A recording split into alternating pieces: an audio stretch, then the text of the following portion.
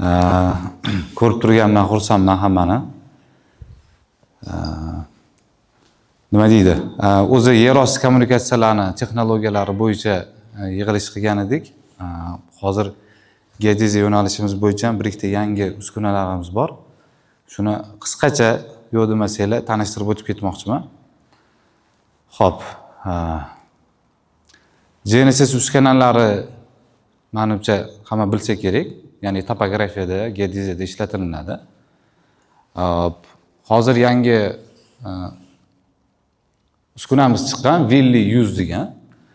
Ya'ni bu eng oxirgi texnologiyalardan bittasi. Ya'ni hali dunyo bo'yicha bir 30 ga yaqin konkurentlarimiz bo'lsa, hali ko'pchilikda yo'q. Ya'ni bitta ikkita ishlab chiqaruvchilar tomonidan ishlab chiqarilgan. Bu yerda e'tibor berishingiz kerak bo'lgan narsa, GNSS bilan skaner bitta uskunada jamlangan. Xuddi topografiyada ishlab yurgandek GNSS bemalol nuqtalarni olib ishlatib yursangiz bo'ladi va qo'shimchasiga skaneri ham bor. Endi skaner nima kerak deb aytishinglar mumkin. Men endi o'zi mana bunaqa reglament bo'yicha gapirish yomon ko'raman-da. Savol javob keyin anaqalar bo'lsa yaxshiroq. Xo'p, bu nimaga yaxshi? Konchilik, deylik, karyerlarda nimanidir ob'yomini o'lchash kerak bo'ladigan bo'lsa, topografiyada, hozir topografiyada ko'pchilik ahamiyat bermayotgan narsa, skaner topografiyada ham juda ham keng samarador bo'lib qo'llanadigan uskunalar qatoriga kirgan. Nimaga? Misol uchun deylik, bu yerda mana topograflar o'tiribdi. 1 gektar joyni takiometrda syomka qilish uchun taxminan bir yarim kun vaqtimiz ketsa, GNSS uskunalari chiqqandan keyin bu vaqt deyarli 4-5 baravarga qisqarib ketdi. GNSS uskunasi chiqqandan keyin. Endi mana skanerlar chiqib ketib qoldi. Skanerni nima yaxshi tomoni? Har bir nuqtani olib o'tirmaysizda, GNSS RTK skaner bo'lgani uchun, lidar skaner bo'lgani uchun shu obyektimda aylanib chiqqaningizdan keyin ishxonaga borib, obработка qilib, 2Dga o'tkazib olsangiz bo'ladi. Misol uchun deylik, loyihachilar bizani O'zbekistonda loyihachilar 2D da ishlashadi. 2D va 3D degan tushuncha bor bilsanglar. Lekin chet elda nima deydi? Loyihachilar уже 3D ga o'tib ketgan. Ya'ni ular topografiya so'ragan payt aynan skanирование, ya'ni oblaka точек bilan birga so'rashadi. Xo'p, bu uskunani tanishtirib o'tib ketaman qisqacha.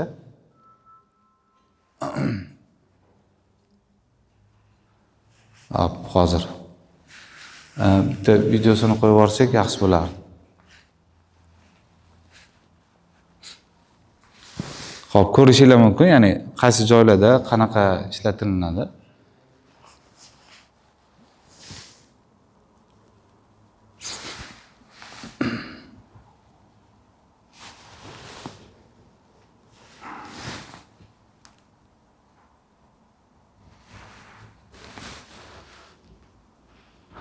Hop, buni nimasi yaxshi?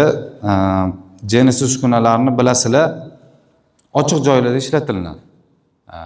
Ya'ni domlarning orasi katta 9 etajga, mana bizda 12 etajgalar bor, shahar hududlari bor. Shularda ishlatish qiyin. Nimaga? Chunki Sputnik to'sib qo'ygani uchun pamix yuqori bo'ladi. Endi oldin taxminan 10 yil oldin ilgari 9 ta, 10 ta endi Sputnik ko'rardik-ku GNSSlar. Aynan ochiq dalada ishlatish kerak edi. Keyin texnologiya rivojlanib, mana hozir GNSS uskunalari 40 tagacha Sputnik ko'radi. Bu ya'ni oldingidan ko'ra ancha 4 baravar yuqori degan. Endi hozir shunaqa texnologiya chiqdi, hozir tushuntirib beraman. Bular kameralari, bittasi rasm oladi, bittasi oblaka точек skaner qilgan payt izobrazeniyasini nima deydi, birgalikda ishlash uchun mo'ljallangan. Mana men ko'rib turganingizdek, dumaloq joyi bu lidar skaner. Bu qisqacha parametrlarni aytib o'taman. aniqligi aynan o'sha hozir 5 santimetrgacha aniqlikda ishlaydi, aynan RTKda. Bunda bitta muhim jihati bor. SFX degan yangi bir texnologiya chiqdi. Nima bu desa, bu Trimble'da bor. Hozirgi kunda Trimble'da bor va CHC kompaniyasida priyomligida bor. Ya'ni u nima desanglar, baza signal yo'qolib qoladi-yu, baza bilan signal yo'qolib qolgan payt yoki nima deydi, Sputnikni ko'rmagan payt tunnelga kirib ketyapsiz, misol uchun, tunnelning ichida ham 20-30 metrgacha bemalol nima deydi, nuqta olsa bo'ladi. Misol uchun deylik, ko'prik tagida nuqta olishingiz kerak va hokazo. Ya'ni bu texnologiya faqat o'sha Amerikaning Trimble kompaniyasi bilan shu CHC kompaniyasida hozircha mavjud. Endi og'irliklarni ko'rib turibsizlar, og'irliklari endi hozir. Mana bu komplektatsiyasi ko'rishingiz mumkin. VH'si, VH'ga qotiriladi. Bitta olib kelinglar, bitta ko'rsataylik. Olib kel shundan. Priyomnikning o'zi, plansheti, programma обеспеченияsi bo'ladi, krepleniyasi bo'ladi, antennasi bo'ladi, VH'si bo'ladi va kabeli bo'ladi. Endi soddagina komplektatsiya, bemalol nima deydi?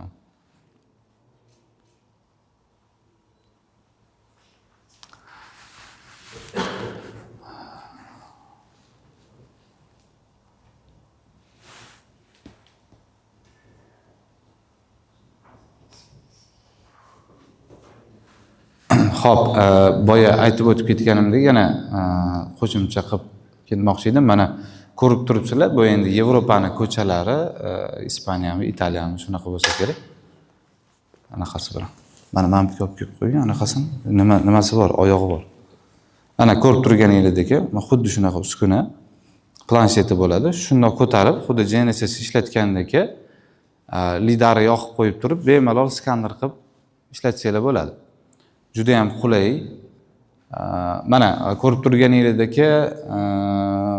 bunaqa tor ko'chalar, yopiq ko'chalarda nima deydi, fix ushlab syomka qilish oson. O'rmonlar ko'rib turganingizdek.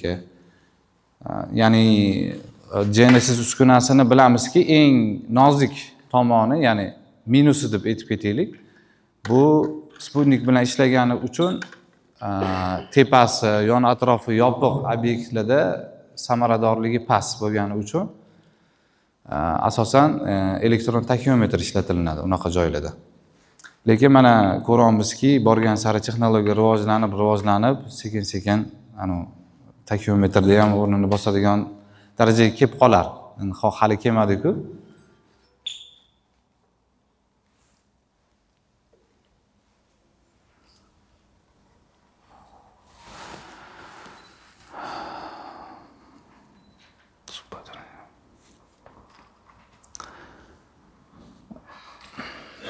Ya'ni bu yerda umumiy qurilishda reshinalar haqida aytib ketgan, ya'ni qurilishda ishlash samaradorligi haqida hozir. Umumiy olganda yo'l qurilish, temir yo'l qurilish, boshqa narsalarda samaradorligi ancha yuqori.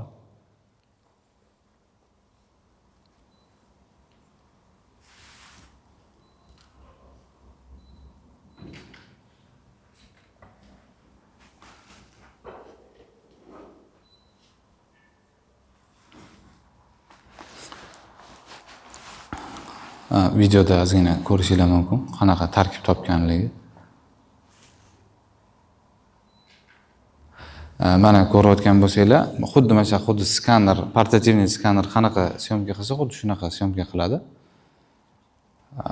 Ayniqsa yopiq hududlarda yaxshi. Mana qizil chiziqlar ko'rib turganinglar, bu o'sha nima deydi, ochiq emas, yopiq hudud bo'lganligi uchun to'sib turibdi, lekin pribor o'zi ishlab ketaveradi. Yoki topografiyada mana naveslar bor, naveslarni tagiga kirib olishlikda va anaqa alohida videoni o'zini ham Ibrohim ana videoni o'zi bo'lsa bor edi-ku bizda. O'shani keyin bitta qo'yib berarsiz.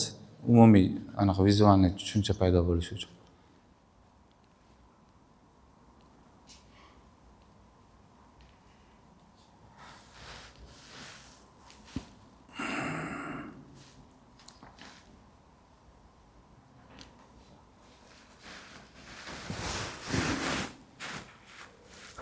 Ya'ni mana boya tushuntirgan narsa mana binolar xalaqit qiladi. Mana Sputniklar har xil orbita bo'yicha har xil geometriyada joylashganligi uchun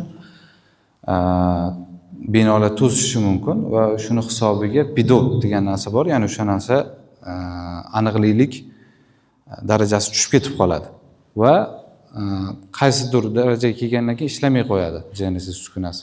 Hozir o'shanga qaysidir ma'noda bu yechim bo'lgan. Xo'p, bu yerda ko'rishingiz mumkin. Xo'p. Уровень соответствия bo'lgan. Ya'ni bu yerda aniqlik jihatini olib ko'rsatilgan. Qancha aniqlikda. Buni tekshirib ko'rganmiz. Ya'ni umumiy jarayonda topografiyada necha santimetrgacha o'sha haqiqatan 5 santimetr, 2 santimetr degan xatoliklar beradimi, yo'qmi degan narsani ham biz o'zimiz ishlatib ko'rdik. Haqiqatan o'sha yozilgan xarakteristikasiga mos ekan.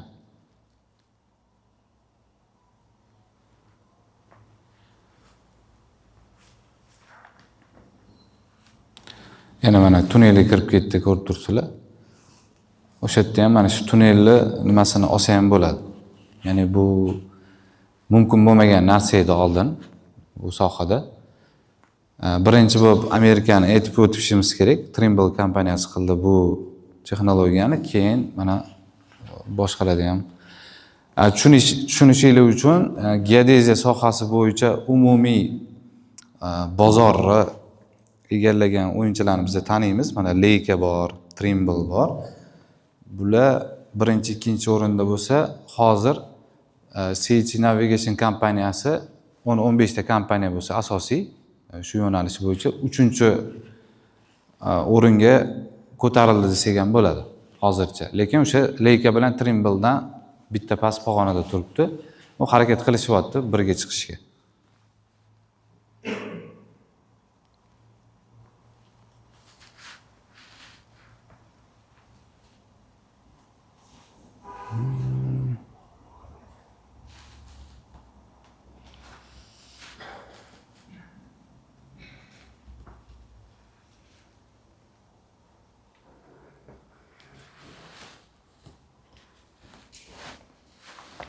Rasmda ko'rishingiz mumkin. Bizda ham bor shunaqa joylar, ya'ni kirish mumkin bo'lmagan hududlar bor. Yoki loyihasini, ya'ni topografiyasini chizib berayotgan paytingiz 3D'sini chizib beringlar deb aytdi. Shunaqa holatlarda mana tashqaridan turib ham syomka qilib ketsangiz bo'ladi. Ya'ni vaqt ketkazib ichiga kirib buncha.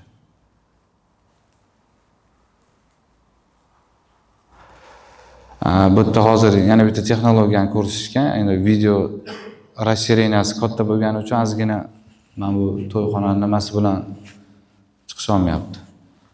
Ya'ni bu yerda hozir nima qilyapti? Mana kirish mumkin bo'lmagan hudud, lekin o'sha rasmga olib turib shunaqa funksiyasi bor. Rasmga olgandan keyin qaysi nuqtani koordinatasi va balandligi kerak bo'lsa, o'shani chiqazib beradi va o'shani nuqta sifatida saqlanib qo'ysangiz bo'ladi. Bo'ldi. Bitta klik qilib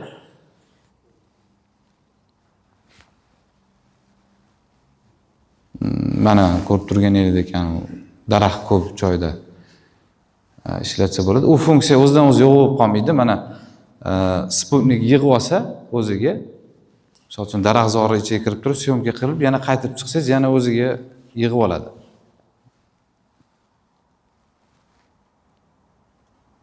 Xo'p, bu yerda ko'rishimiz mumkin. Mana boya aytib o'tganimdek, Trimble R12i bilan o'sha Willy i100 anaqa solishtirilgan anaqasi nima deydi, sravnительный list deymizmi? Ya'ni ko'rib turibsizlar, bular deyarli bir xil. Endi qaysi tur jihatlari yaxshi, qaysi tur jihatlari Trimble'da yaxshi. Mana misol uchun mana 3 santimetrlik немного лучше deganda, ya'ni 100% natija bergan. 5 santimetr aniqlik degan natijada 60 joyda 100%. Ya'ni Trimble endi ko'rib turibmizki, aniqlik jihatdan ozgina yuqoriroq ekan. Lekin qolgan parametrlarni bemalol ko'rishingiz mumkin. Bu prezentatsiyani tashlab beramiz va hamma bugun ko'radigan prezentatsiya qilinadigan uskunalarni nima deydi, tarqatma materiallari ketishidan oldin beramiz, xudo xolasa. Bu yerda boshqa priyomnik bilan solishtirganligi, ya'ni naklonniy syomkalari, o'sha SFX solishtirib chiqishgan, aniqlik miqdori qanaqaligi. Ya'ni bu yerda SFX degani boya aytganimdek, yopiq joyga kirganda ishlab berishi RTKda. Ishlab berishini solishtirilgan bu. Boshqa bu Xitoyniki bu ham aytarga bir 10 yil oldin, 8 yil oldin birinchi, ikkinchi, uchinchi o'rinda shu CHC, High Target va South kompaniyasi bo'lgan Xitoyda, Xitoy ichki bozorida. Hozir bilmayman nechinchi o'rinda bular. Mana solishtirib chiqishgan.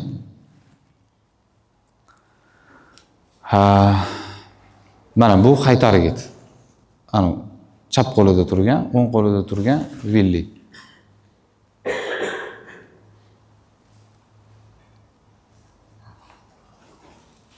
Ya'ni test qilib ko'rilgan.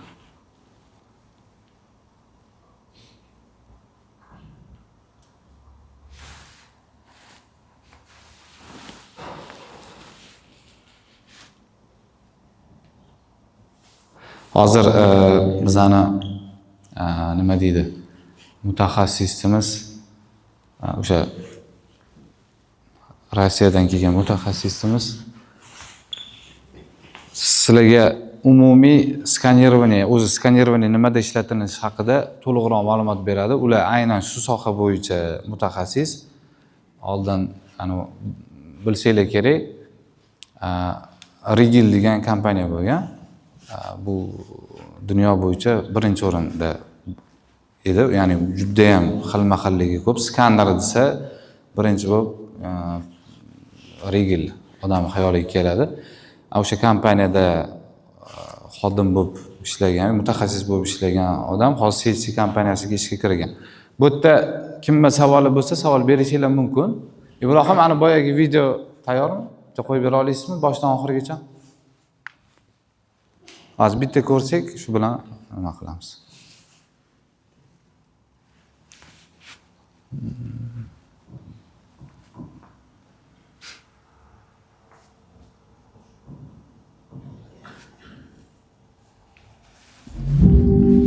Genesis Willy i100 bu aynı siz tutganlik.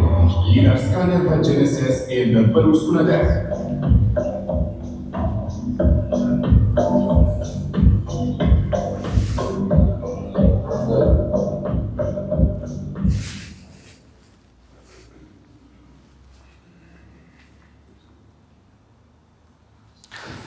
Yana bir narsa aytmoqchi edim. Nima deydi? Biz o'zi bu uchrashuv o'sha konferensiya zalda qilmoqchi edik. Biz sal boshqacharoq, norasmiyroq yo'l bilan ketishga qaror qildik. Bemalol hamma gaplashib, bir-biri bilan o'tirsin, tanishsin, networking bo'lsin degan ma'noda ham yig'ilgan bu yerda. Ya'ni bu yerda hamma bir soha egalari deb o'ylayman. Bir-biringlar bilan tanishib, ancha payt bo'lgan, ko'rishmaganiga bo'lgan odamlar bo'lishi mumkin. Fikr almashib, nima deydi? Bemalol yoyilib, yeb o'tirsanglar bo'ladi. U anaqaga qo'yilmagan. Hozir bolalar qarashadi. Prosta o'rtada kofe break bo'lgan payt bemalol suhbat qilib, nima qilsanglar bo'ladi. Ya'ni nima demoqchiman? Amir Umarovga boramiz-ku, oshlarda domlalarni eshitib o'tirasiz-ku, jim o'tirish, choy ham ichish kerak emas. Unaqa o'tirmanglar demoqchiman-da. Odam ko'rib xijolat bo'ldi-da, hamma jim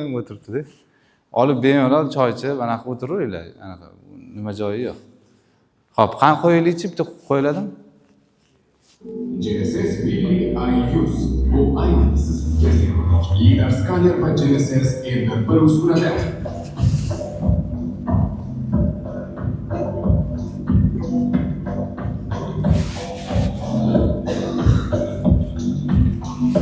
Endi siz istagan yeringizni va istagan uslubingizda atrofdagi sizga xalaqit Hozir nima o'zi anaqa bo'yicha, reglament bo'yicha? CHC. So'lichi bo'ldi. Qancha fabrikka bor lekin. 10 ming. 11 bo'ldi. Hali bor 11,5 ish qilsa bo'ladi, 11,5 bo'ladi. 11,5. Ha? CHC ga. Anaqa.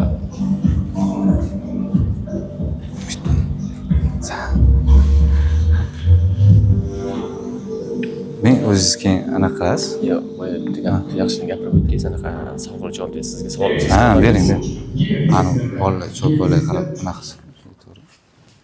Hop, ya'ni qisqacha shu buni o'zi 3 minutlik videosi bor edi. Biz qisqartirib o'zbekcha qilib qo'ygan edik. Inglizcha edi o'zi bu.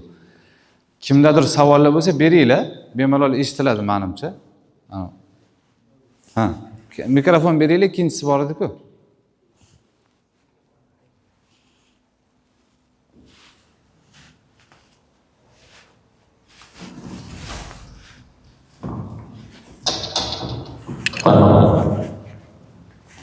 Assalamualaikum warahmatullahi wabarakatuh.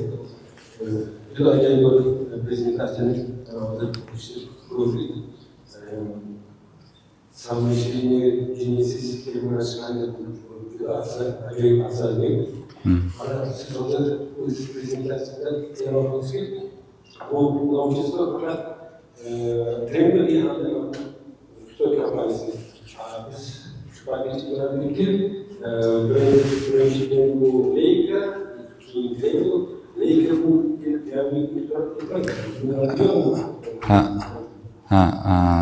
yaxshi savol bo'ldi.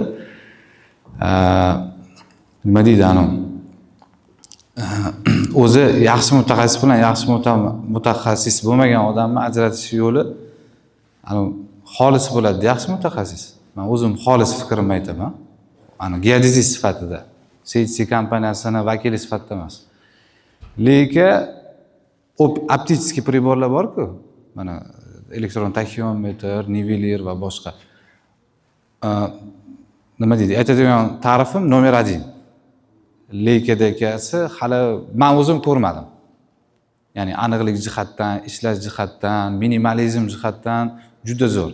Lekin Genesis uskunalariga keladigan bo'lsak, men leykani nima deydi anu? Konkurensiyaga nima deydi anaqa deb bilmaymiz. Ya'ni Genesis texnologiyasi bu boshqa texnologiya hisoblanadi-da.